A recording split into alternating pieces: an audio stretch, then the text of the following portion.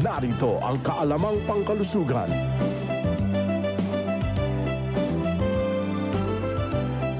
Ang sleepwalking ay isang uri ng sleep disorder na kilala bilang parasomnia.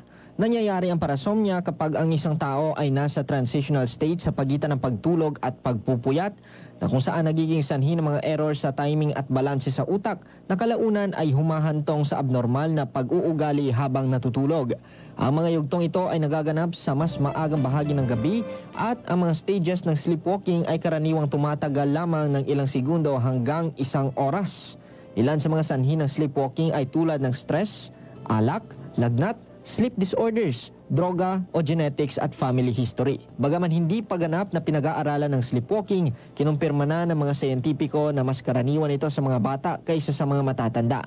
Hindi naman kinakailangan ng gamot, ngunit kung napapadalas na ito, ay bisitahin ng doktor para sa maayos at tamang diagnosis, maging ang angkop na treatment plan para rito. Halim Abbas, NDBC, Bida Balita.